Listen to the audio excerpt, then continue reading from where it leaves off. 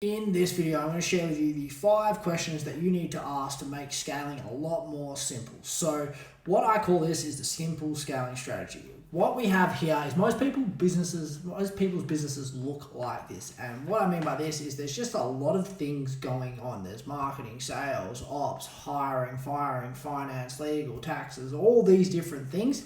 And the owner, the founder, you as the person running the business have got your fingers in so many pies that nothing really gets done to the best of its ability. And when we want to scale, we're looking to get the most out of everything. And what this problem creates is things get left undone, they don't get optimized, and then what this does is create a bottleneck. So if we look at business is just a lot of throughputs and finish points. So we have these throughputs that go into the finish point, and if we want more to go through, we have to remove the bottleneck. And in most businesses, the founder generally tends to be the bottleneck because they can't get out of the way of the team looking to scale. So what I want to give you is a set of questions that you can ask yourself to understand what area that you need to step into and step on to actually expand what's going on instead of being that bottleneck to growth. So what we look at first is the attention, and the perfect example for this is a cure-all drug that cures everything but no one knows about it. If that doesn't happen, then we're not going to be able to get our hands on it, and that's purely from an attention challenge. And then where we have a look at here, we've got the difference between awareness and attention. Awareness is kind of understanding that something's going on. Attention is paying attention to it for you. For me, perfect example of this is the Barbie movie. I was aware that it was around, but I paid zero attention to it. If it wasn't for being a kid in the 90s, I wouldn't know who the other main character, but Barbie and Ken. So I think that's a really good example that it could be a lot going on, but we want the right people to pay attention to whatever it is that we're doing in business. So the areas that we focus on here is obviously our short form content, our written content, and really getting into the mind of our ideal client, and we're using who, what, and where to actually target that on social media. Because if everything holding equal, if we just get more leads from getting more attention, then your business is going to grow. So the question that you need to ask yourself if you don't currently have this in play is, how do I create a system that generates attention from the right people on a daily basis? We don't, and this is where I kind of, I'm not anti-referrals, anti-walk-ins, anything like that, but you take away your control in there, and in business we get into business to control. So we want to have a system that can go out and get us those customers, those clients, those new leads every single day instead of waiting for them to walk in, because I think that does put us into a different mentality. Whereas if, I spend $100, get 10 leads, awesome. That's the kind of place where we want to be, especially when we're going after growth and after scale. So that is the attention. Where we're going to move on to next is action. So what we want to talk about here is actually understanding what are the next couple of steps from, hey, you've got someone's attention, they've watched a video like this, what are the steps that they can do to take action? Is there a VSL, which is a video sales letter, or is there an ebook, or is there a download, or a cheat sheet, or an SOP, or getting something into the people's hands where they can spend a bit more intimate time with you to understand what it is that you do, how that you can actually help them, and how you actually differentiate from the rest of the market.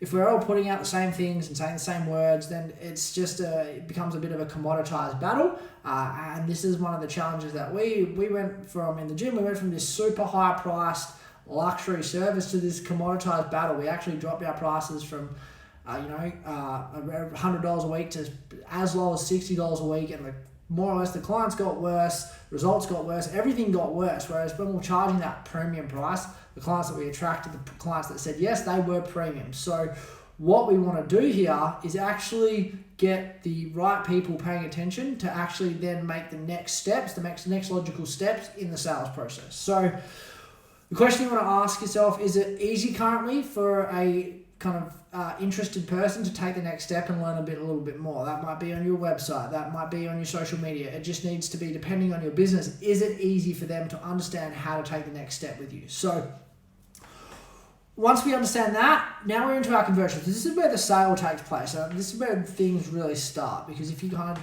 get this wrong and you sell anyone, then you're constantly turning your wheels, you're constantly dealing with bad clients, they drain your soul, they drain your life, and it makes life pretty shit.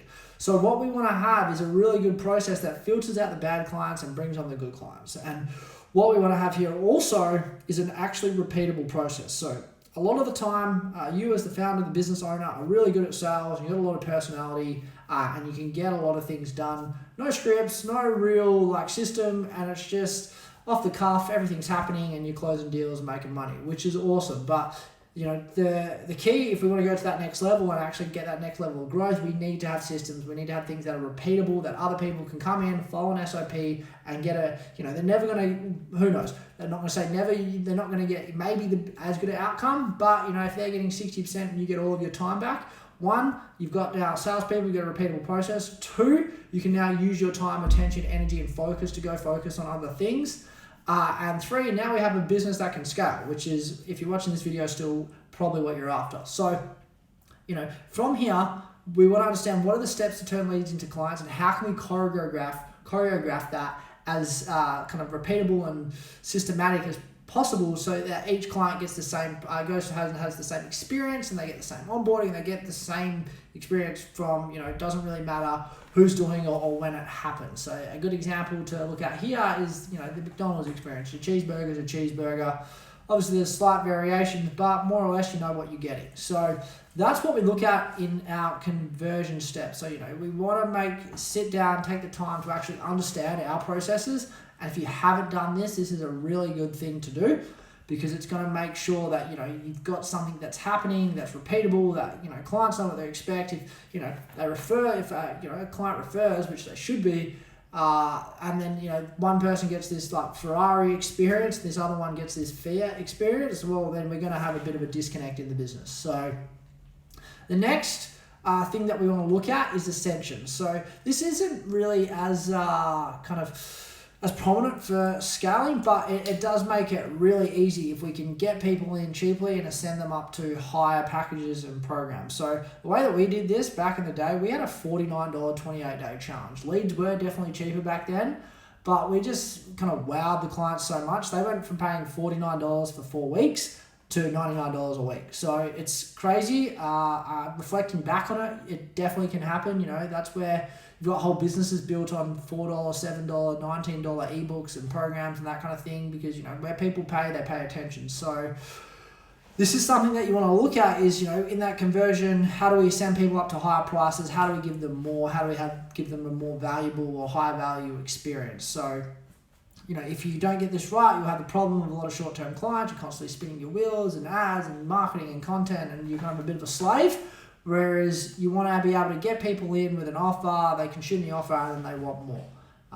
That's kind of what we're looking at here, and that's how, you know, you get a really good profitable business, is this bolt-on, high-ticket, high-value service. The last one is alignment, and what I mean by alignment is being able to speak to the core values of the clients and actually connecting with them. So we know that if people, you know, your vibe attracts your tribe, and what's actually going on internally, you mirror that and project that externally. So we want to make sure that we're putting out good content, we're putting out things that align with our dream clients. We're actually going through processes, we're going through and actually helping people free of charge, and, you know, we're putting out content, we're helping people get to the result and guiding them like Yoda instead of being the main character like Scooby. And we're helping people actually get the results that they want.